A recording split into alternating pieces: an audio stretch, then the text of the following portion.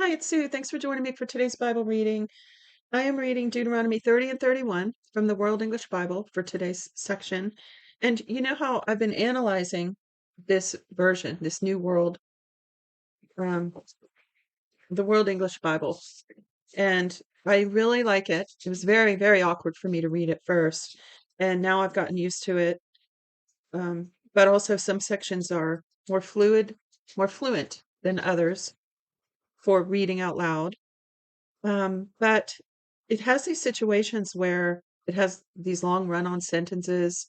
One that I'm going to give you example of in a minute, or actually two that I'm going to show you in a minute. Now, I know this isn't interesting to everyone, but it is fascinating to me. I tutor for scholarly writing, and in today's scholarly writing, this wouldn't be acceptable. And I assume I don't know much about translations, but this is translated fairly directly. It's a literal translation. And so I assume that's why they do this. And for instance, in situations where I would expect a period and a new sentence, it just puts a semicolon. So I guess it's joining independent clauses together. I'm not sure. But anyway, if you wonder why I'm sometimes reading it, like I'll pause on the commas because the sentences are so long, I want to be able to comprehend it while I'm reading it.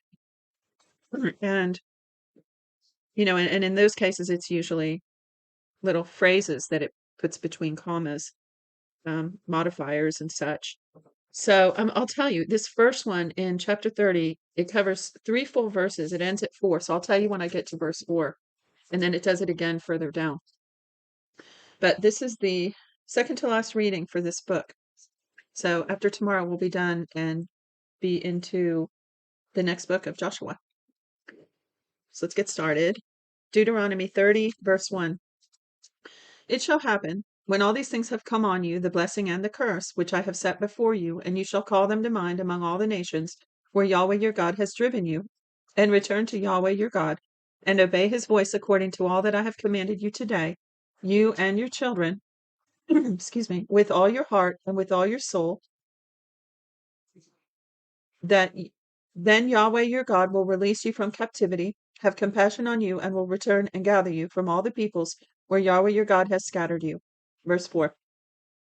If your outcasts are in the uttermost parts of the heavens, from there Yahweh your God will gather you, and from there he will bring you back. Yahweh your God will bring you into the land which your fathers possessed, and you will possess it. He will do you good, and increase your numbers more than your fathers. Yahweh your God will circumcise your heart and the heart of your offspring, to love Yahweh your God with all your heart, excuse me, and with all your soul, that you may live. Yahweh your God will put all these curses on your enemies and on those who hate you, who persecute you. You shall return and obey Yahweh's voice and do all his commandments which I command you today. Yahweh your God will make you plenteous in all the work of your hand, in the fruit of your body, in the fruit of your livestock, in the fruit of your ground, for good.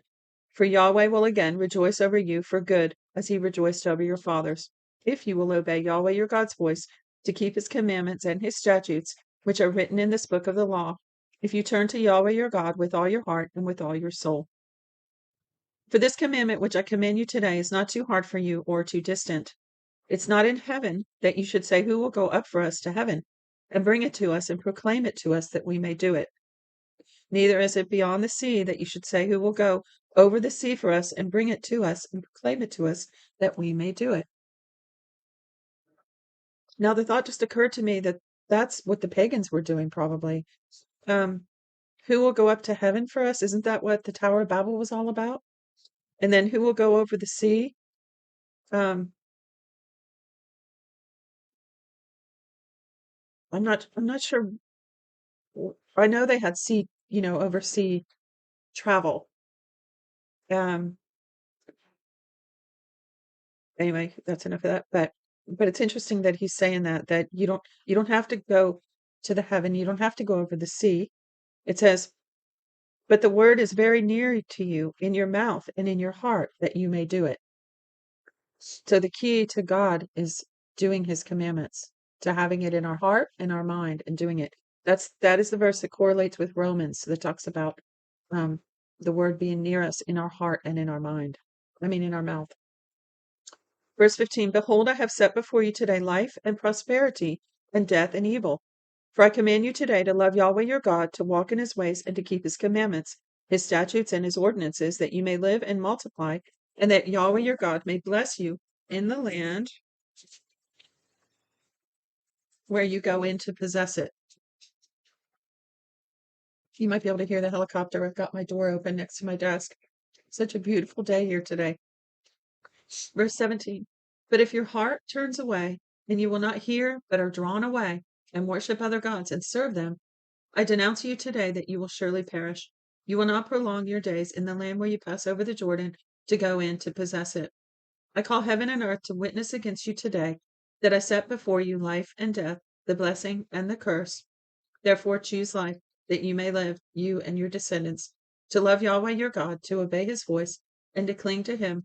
For he is your life and the length of your days, that you may dwell in the land which Yahweh swore to your fathers, to Abraham, to Isaac, and to Jacob, to give them. Excuse my scratchy voice. Maybe that's why it's scratchy, because I have the door open. Maybe some kind of pollen or something in the air. But it is so beautiful. Blue skies, white wispy clouds, everything's starting to green up. The birds are chirping away. Just gorgeous. Chapter 31, verse 1. Moses went and spoke these words to all Israel. He said to them, I am 120 years old today. I can no more go out and come in. Yahweh has said to me, you shall not go over this Jordan. Yahweh your God himself will go over before you. He will destroy these nations from before you, and you shall dispossess them. Joshua will go over before you, as Yahweh has spoken.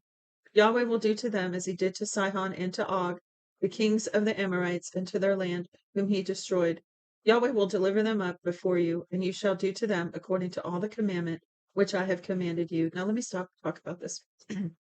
Seems like last few days I didn't have a whole lot of thoughts to share. And feel free to tell me in the comments your thoughts about what we're reading. These two chapters are beautiful in Deuteronomy.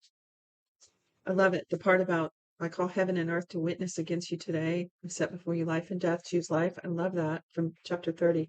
But here with Moses, the thought that just occurred to me, you know, Moses sacrificed going into the land way back 40 years ago when he sent the spies in, and Joshua and Caleb were the only two of the 10 that had a good report. And God said, I'll just destroy everybody and you guys can go in. And Moses interceded and said, no. So God said, okay, they're going to wander in the wilderness, and only the children of the ones alive today are going to be allowed to go in. So here we are back to that part where the descendants are about to go in.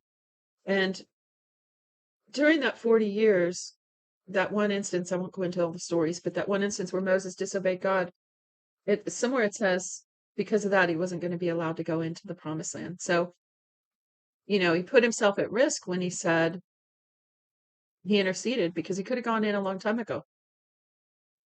And so I always kind of saw that as sad for Moses. And, because Moses ended up tripping up and losing his privilege to go across the Jordan into Canaan. And, I kind of saw it as a negative thing. And then just now it occurred to me that, gosh, Moses was 120. He was probably too feeble to go in and enjoy it. He already crossed the Red Sea and did all that. It's not going to be that much different. You've seen his battles. They're going to go in there and they're going to have to defeat these giants.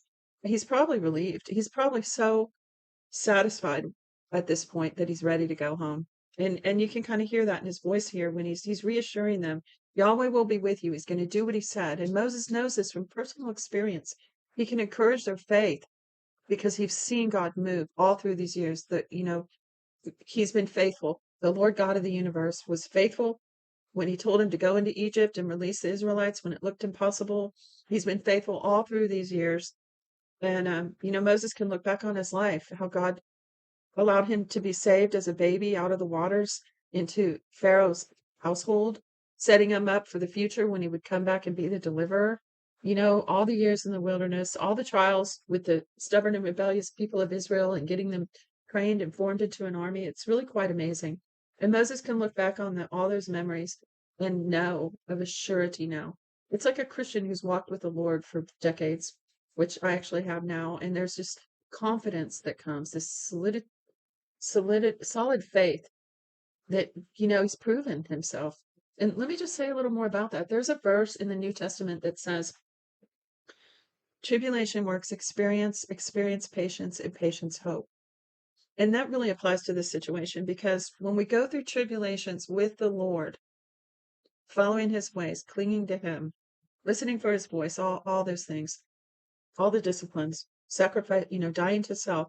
When we do that, it produces experience. Tribulation produces experience, which, like Moses, like me, like others, you get to see how God moves and walks you through trials and problems.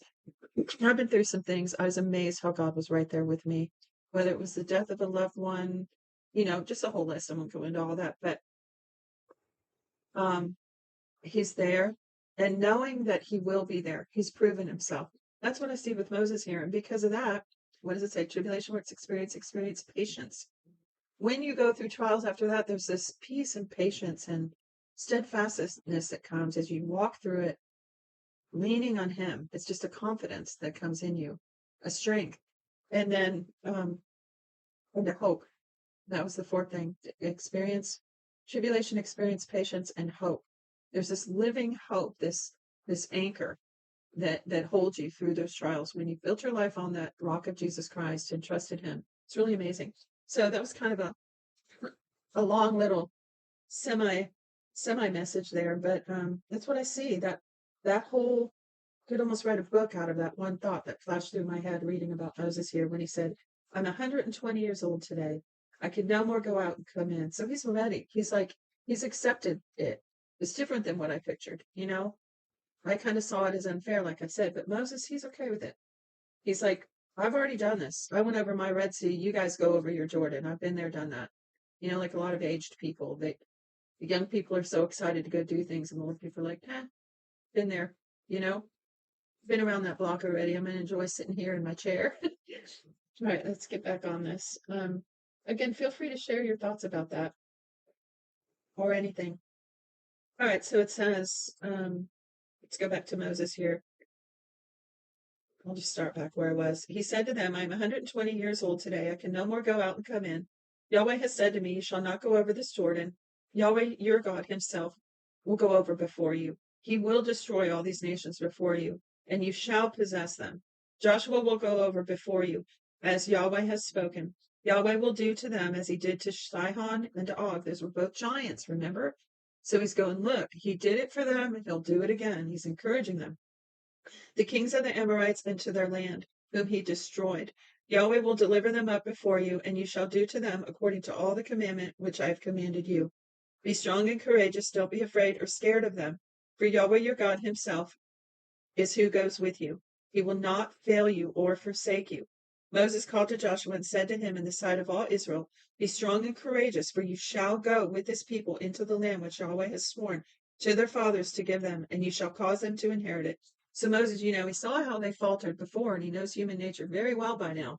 And that's why he's making sure to get on top of it. He's saying, look, Joshua, you will go in. You will be successful. God will go with you. He's bolstering him as a father. It's amazing. So he said, he will not fail you nor forsake you. Don't be afraid. Don't be discouraged. Moses wrote this law and delivered it to the priests and the sons of Levi who bore the ark of Yahweh's covenant and to all the elders of Israel. See, last time when they went over, they didn't have to carry the ark over and all the tent of the meeting. They're going to have to do that this time. They didn't do that with the Red Sea.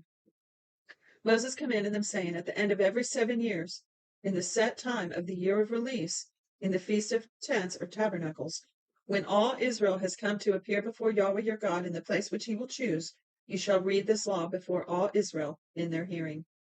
Assemble the people and the men and the women and the little ones and the foreigners who are within your gates, that they may hear and that they may learn and fear Yahweh your God, and observe to do all the words of the law, that their children who have not known may hear and learn to fear Yahweh your God as long as you live in the land where you go over the Jordan to possess it. Yahweh said to Moses, Behold, your days approach that you must die. Call Joshua and present yourselves in the tent of the meeting, that I may commission him. Moses and Joshua went and presented themselves in the tent of the meeting. Yahweh appeared in the tent of a meeting Yahweh appeared in the tent in a pillar of a cloud, and the pillar of a cloud stood over the tent's door. Yahweh said to Moses, Behold, you shall sleep with your fathers. This people will rise up and play the prostitute after the strange gods of the land where they go to be among them, and will forsake me, and break my covenant which I have made with them. Wow, what a prophecy. He said, don't worry, they're going to do it again. They've done it before, they're going to do it again. So, in other words, Moses is going to go be with the fathers. He's going to die, and the people are going to be stupid again. Then my anger shall be kindled against them in that day, and I will forsake them, and I will hide my face from them. And they shall be devoured, and many evils and troubles shall come on them, so that they will say in that day, haven't these evils come on us because our God is not among us? I will surely hide my face in that day for all the evil they have done, in that they have turned to other gods. Now therefore write this song for yourselves, and teach it to the children of Israel. Put it in their mouths, that this song may be a witness for me against the children of Israel. For when I have brought them in the land which I swore to their fathers, flowing with milk and honey, and they have eaten and filled themselves and grown fat, then they will turn to other gods and serve them and despise me and break my covenant. It will happen when many evils and troubles have come on them, that this song will testify before them as a witness, for it will not be forgotten out of the mouths of their descendants, for I know their ways and what they are doing today, before I have brought them into the land which I swore. So Moses wrote this song the same day and taught it to the children of Israel. He commissioned Joshua the son of Nun and said, be strong and courageous, for you shall bring the children of Israel into the land which I swore to them. I will be with you. When Moses had finished writing the words of this law in a book until they were finished, Moses commanded the Levites who bore the ark of Yahweh's covenant, saying, take this book of the law and put it by the side of the ark of the Yahweh's covenant your God, that it may be there for a witness against you. So it's like a legal document. For I know your rebellion and your stiff neck. Behold, while I am yet alive with you today, you have been rebellious against Yahweh. How much more after my death? Assemble to me all the elders of your tribes and your officers, that I may speak these words in their ears and call heaven and earth to witness against them. For I know that after my death you will utterly corrupt yourselves and turn aside from the way which I have commanded you.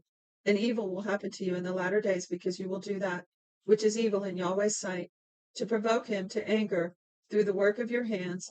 Moses spoke in the ears of all the assembly of Israel the words of this song until they were finished. That's it for today's reading. Well, I really like those two chapters. I'm going to finish this video and then I'm going to listen to it again. And I routinely do that. I encourage you to do that. What does the Bible say? That we should get the word of God in our heart, deep in our heart, write the words on our heart, and that we have it in our heart and in our mouth, right? Okay, until next time, God bless you. Thanks again for joining me.